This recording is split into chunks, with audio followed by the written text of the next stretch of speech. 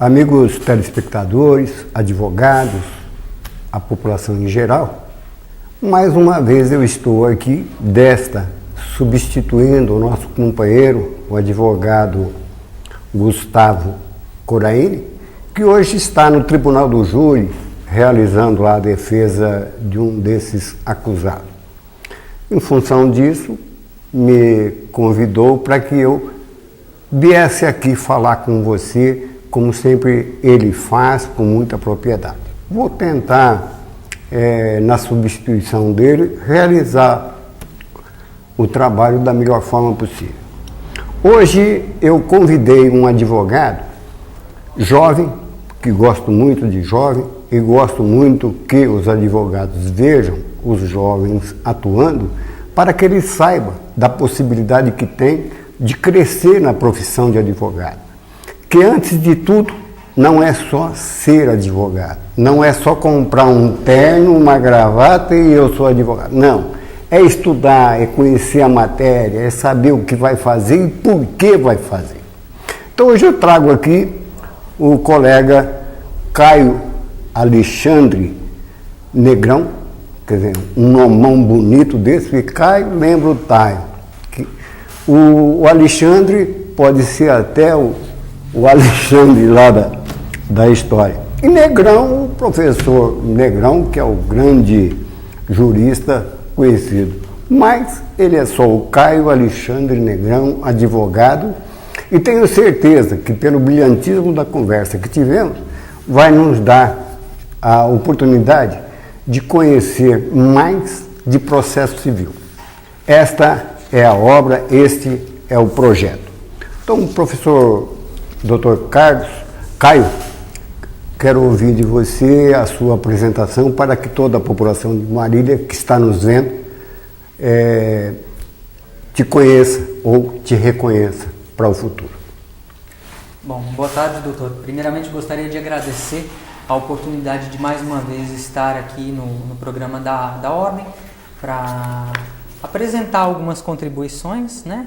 Embora eu ainda tenha mais a receber do que a dar em termos de contribuição devido à pouca experiência, né? Mas é sempre um prazer muito grande estar aqui na presença de ilustres juristas da comunidade marilhense, eu que retornei a Marília há pouco tempo, e para não apenas discutir direito, mas demonstrar direito, né? Que eu acho que é importante. A importante função do advogado é justamente essa, é garantir a efetividade do direito, não apenas verbalizá-lo como se fosse um discurso vazio. Né? Então, muito obrigado pelo convite mais uma vez, com grande prazer eu estou aqui mais uma vez.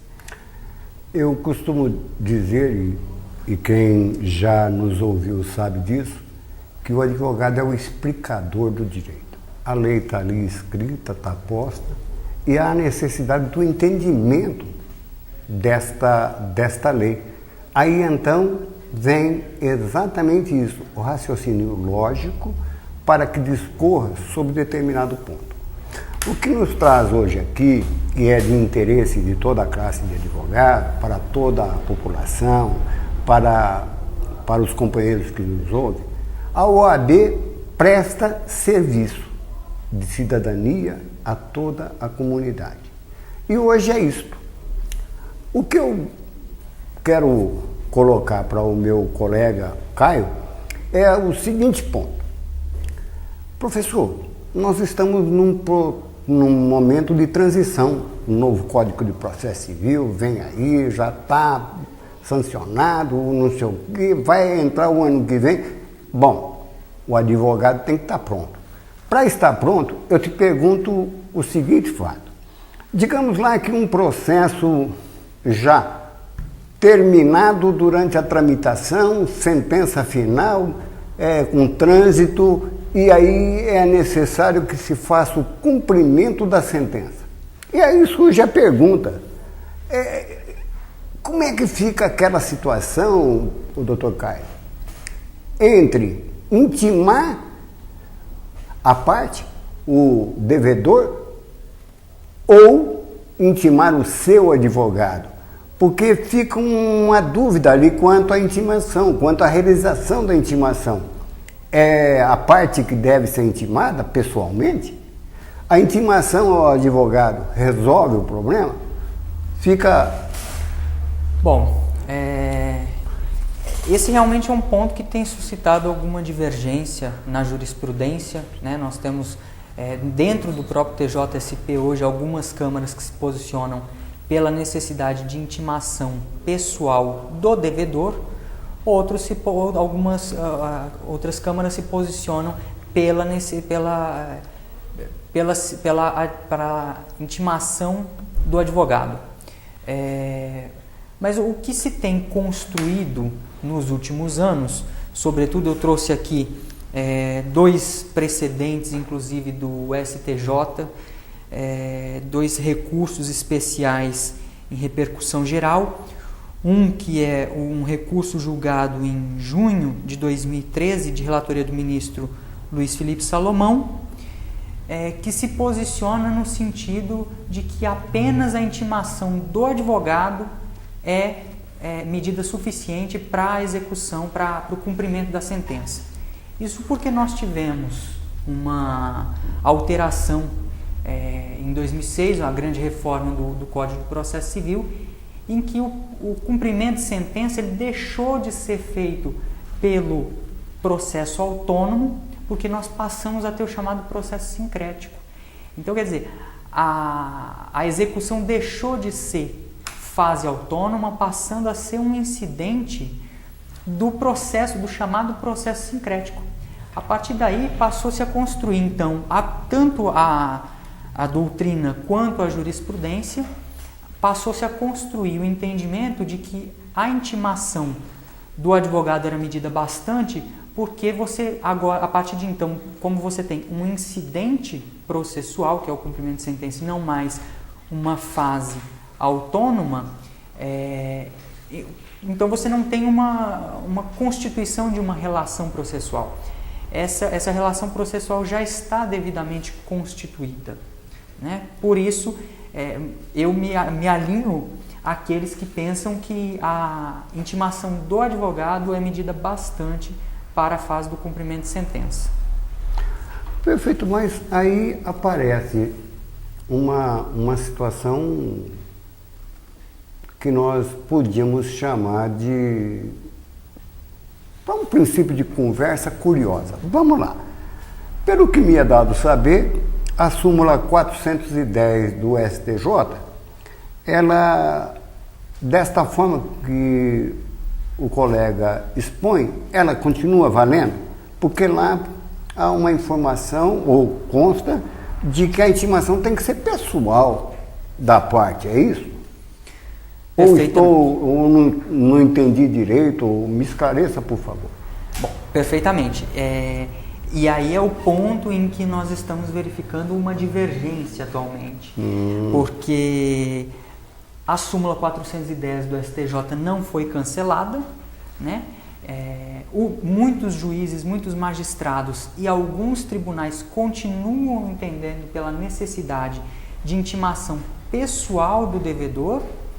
Só que, como eu falei, nós já temos aqui um recurso de 2013, né, que é o de número 1262933, que é proveniente do Rio de Janeiro, em que houve, o STJ começou a delinear a superação da súmula 410, justamente entendendo que o processo sincrético prescinde da construção de uma relação jurídica processual que já está construída. Se bem me vale entender, nós vamos ter uma situação aí, então, de que, mesmo a súmula não tendo sido alterada, desconsiderada, a intimação do advogado supre a intimação da parte, é isso? Perfeitamente, perfeitamente. É justamente essa tese que tem prevalecido no STJ, que tem julgado recursos, inclusive recursos repetitivos, né? firmando-se e reafirmando-se a tese de que a intimação do advogado é medida bastante para o que seja levado a cabo o cumprimento de sentença. Perfeito, porque a sentença já é concedida, é uma obrigação líquida e certa, então a parte nessa altura ela estará intimada via seu advogado, que foi quem ela constituiu para todo aquele trâmite processual existente. Aí surge a seguinte situação, professor. Doutor Caio, e a multa? Quando a multa lá do artigo 475J do Código de Processo Civil, ela ainda é aplicável, mesmo com esta alteração? Bom, quanto à multa pelo não pagamento espontâneo do 475J, nós temos também uma situação que começa a ser construída, né, como muito tem sido feito em termos de direito no Brasil, começa a ser construída a tese jurisprudencialmente, porque a lei não é explícita, não é clara nesse sentido, não é? E o STJ ele tem construído, inclusive em recurso, também recurso repetitivo, o senhor me permita ler aqui o número, à vontade. Né, o número 1147191.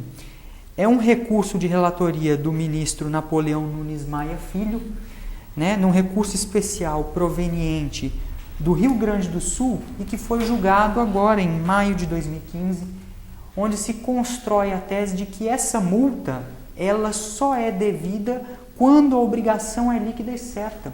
Em caso de sentença onde houve condenação, mas há necessidade de cálculos mais elaborados ou perícia para a delimitação do montante devido ou da obrigação, essa multa não é mais devida.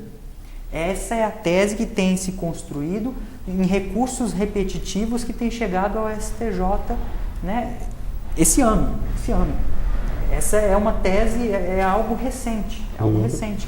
Nós estamos falando de março de 2015. É a grande vantagem que eu, vivido em décadas anterior a esta, a evolução toda do direito, o aprimorar dos entendimentos jurídicos, traz aquelas preocupações e alegria, porque hoje com a informática, com toda essa agilidade do procedimento, a gente começa a se aperceber que lá no Antão, lá no meu tempo de advogado atuante, a gente baixava a prateleira de jurisprudência buscada na RT, naquela revistinha e tal, página. Hoje a internet te joga na cara o julgamento de ontem, o de hoje. Você, protocolo perito, está ali pronto para você ter conhecimento dele e atuar. Então essas informações são bastante interessantes e cuidada.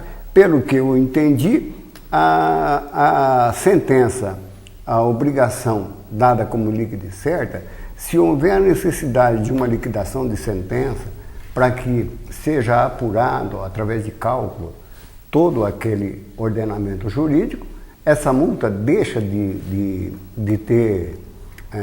ser considerada para ser o todo no cálculo formulado, doutor? Bom, exatamente. Essa é uma recente construção do STJ. Né? Como eu falei, a lei não, como a lei é falha, é omissa nesse sentido, então a jurisprudência ela supre. E nesse sentido, tem se entendido que, e é interessante porque as duas matérias têm caminhado lado a lado nas discussões do STJ. Sempre que se fala em intimação do devedor, fala-se também na multa. Porque a grande preocupação de muitos advogados é justamente essa multa, no sentido de que, sendo devida a intimação pessoal e uma vez não havendo essa intimação pessoal, não aplica-se a multa. Agora, o contrário, né? Se não se entende ser devida a intimação pessoal, mas apenas, então, somente pelo advogado, quanto ao advogado que perde um prazo, aplica-se a multa, não é? E nesse sentido, o STJ ele tem então mitigado a aplicação da multa quando você não tem uma obrigação líquida e certa fixada em sentença. Correto. Para que a gente tenha um fecho aí não melhor esclarecido, porque está aí bem claro para todos os advogados que nos veem e nos ouvem, para os estudiosos do direito, de que o entendimento dessa execução de sentença me parece bastante completo. Mas vem aquela pergunta, a questão sobre a intimação da parte na fase do cumprimento da sentença, que nós discutimos até aqui, como é que ela vai estar no conteúdo do Código de Processo Civil? Porque nós vimos até agora que são decisões que o tribunal, via jurisprudência, tem nos dado, então fica espaço àquele texto de lei. Com a existência do novo Código de Processo Civil, como é que fica? Bom, com relação ao Código de Processo Civil, nós temos eu creio que é uma grande vitória para a advocacia, não é? Porque reafirma-se a tese de que a intimação do advogado supre a intimação pessoal do devedor, né? Tem-se constantemente, nós temos visto, né, grandes juristas da comissão de relatoria, os redatores do anteprojeto, eles têm falado muito sobre o protagonismo da advocacia. Quer dizer, a advocacia com o novo CPC ela passou a ser privilegiada, né?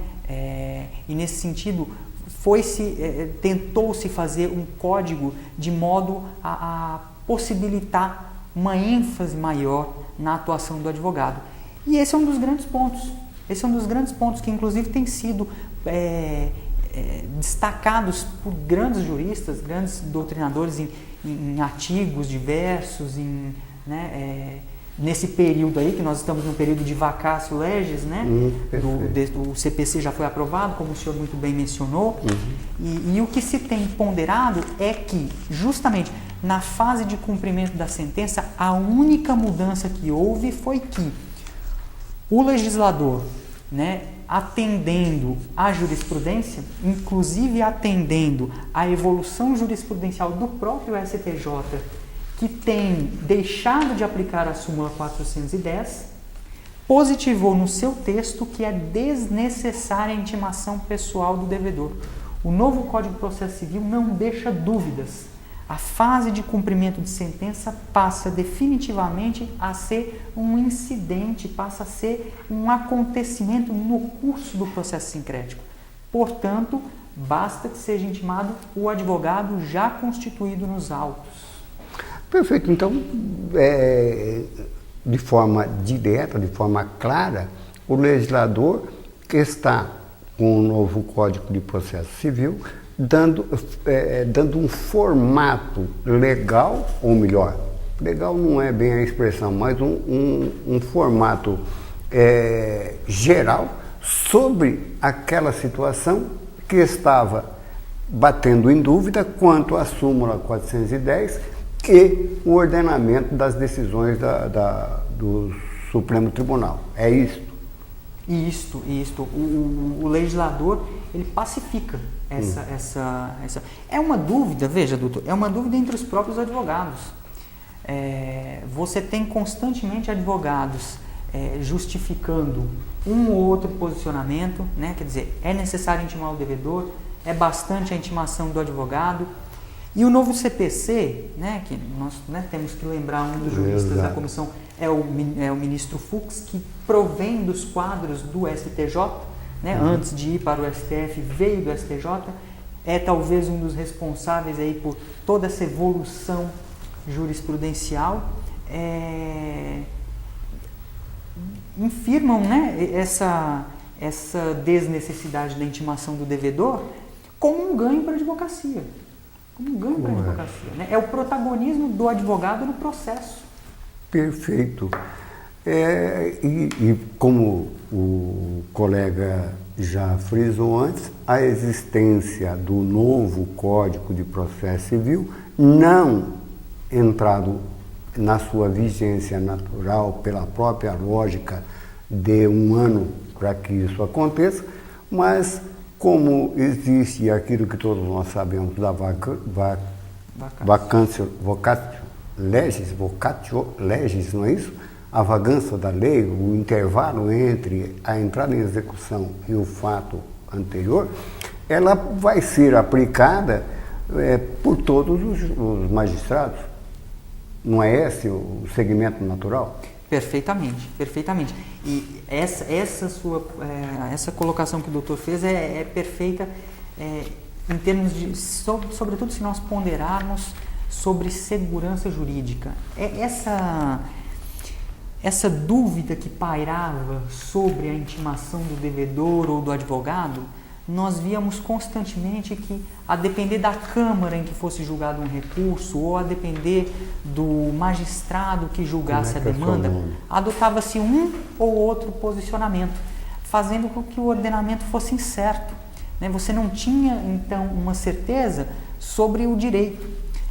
Com o novo CPC, mais do que pacificar uma divergência jurisprudencial, passou-se a garantir segurança jurídica. Agora nós sabemos o direito, não tem como o magistrado, sob o pretexto do livre convencimento, adotar um ou outro posicionamento. É lei. É lei. Perfeito. Eu tenho certeza que todos os nossos colegas que nos ouviram e nos viram nesta oportunidade ficaram saciados nessa fonte maravilhosa de saber que traz o colega Caio. Nós recebemos aqui também o colega Marlon Santos, que também jovem advogado, militante nessa comarca, vem aqui nos dar a honra da sua presença e a oportunidade de cumprimentá-los e transmitir através dele um cumprimento a todo o escritório a que eles estão associados e trabalhando na comarca de Marília. O meu dever, enquanto âncora deste programa, substituindo o nosso dileto amigo Gustavo Coraini, eu quero pedir para que o professor Caio faça aí um seu de livre tema a sua despedida desse encerramento de trabalho e, com certeza, com outros retornos para que nós possamos transmitir aos nossos colegas a riqueza do saber e a importância de se saber o que é em função do ordenamento jurídico conflitante. A jurisprudência e a lei está soberana sobre toda essa argumentação. Então fique à vontade, professor Caio, para que nós recebamos as suas palavras. Bom, primeiramente, agradecer a oportunidade mais uma vez de estar aqui e como mensagem final eu gostaria apenas de ponderar, de colocar sobre a necessidade do advogado, sobretudo agora, em que nós só vamos ter a real dimensão do que significa o CPC quando começarmos de fato a utilizá-lo, passado o prazo da vacatio legis, mas o advogado, como tem sido constantemente frisado, a partir de agora ele ganha um protagonismo. E a minha mensagem final é justamente para os advogados, sobre a necessidade de estudarmos mais, sobre a necessidade de debatermos mais, sobre a necessidade de tomarmos os espaços em que, por exemplo, esse é um espaço que deveria não que ele é muito bem ocupado, mas deveria no sentido de ser almejado por outros tantos advogados, porque é um espaço em que nós construímos não apenas o nosso saber jurídico, mas também o próprio direito, porque o direito, como nós debatemos aqui algumas vezes, fazendo meio que um jogo de palavras aqui, incidentalmente, ao longo desse debate, o direito ele tem se construído no Brasil não apenas de lei, quer dizer, nós tínhamos com o Código, com o início do Código de Processo Civil de 1973, a máxima que vigorava de que o juiz era a boca da lei. E cada vez mais nós estamos vendo que direito não é apenas lei. Direito é lei, é costume, é jurisprudência, é doutrina. O próprio termo jurisprudência, se nós pegarmos a raiz latina, iuris, prudência, quer dizer, era o entendimento que se extraía do direito a partir da reunião de entendimentos dos jurisconsultos, que eram os magistrados da Roma Antiga, com os prudentes, que eram os doutrinadores. E nós estamos vendo que isso está, mais uma vez, retornando.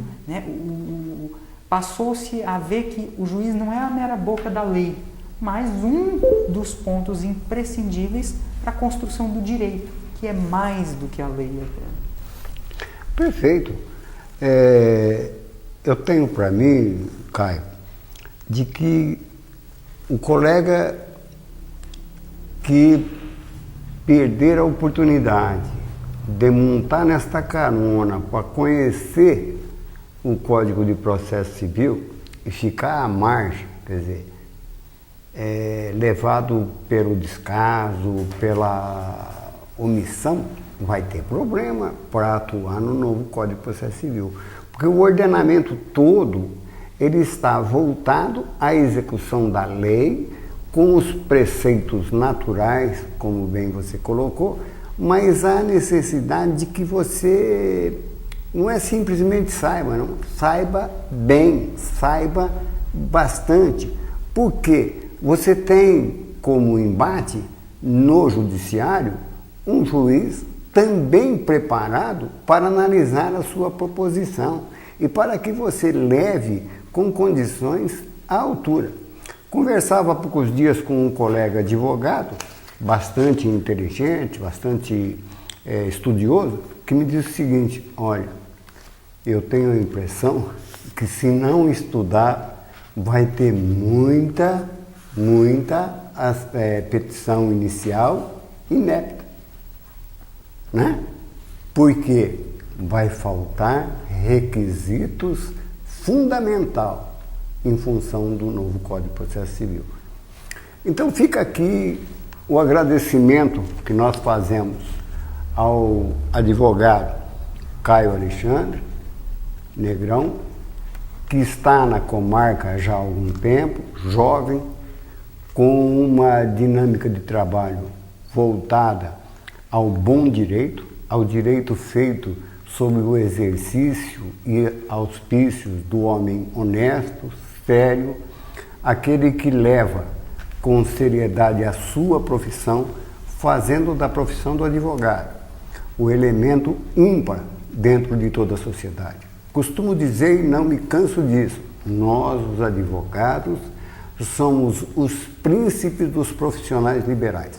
Somos nós que explicamos direito às pessoas que têm necessidade de conhecer o direito. A maior propaganda do advogado não está só no jornal ou na televisão, não. A grande importância é que o seu cliente seja atendido de forma tão satisfatória que ele vire o seu garoto de propaganda, que ele que vai contar para os amigos, para os membros da família, como é que foi recebido, como é que foi atendido e o serviço trabalhado. Esta é a meta principal. E a Ordem dos Advogados vai continuar aqui sempre presente para que nós possamos preparar novos e bons advogados. Eu agradeço a oportunidade que tive, agradeço a presença do Dr. Caio e também do Marlon dos Santos. E espero contar na próxima oportunidade, aqui para a felicidade dos nossos ouvintes, do Gustavo Coraine, que é o chefe geral e o doutor da coisa deste programa da Ordem dos Advogados. Tenham todos felicidade e que Deus nos proteja. Muito obrigado.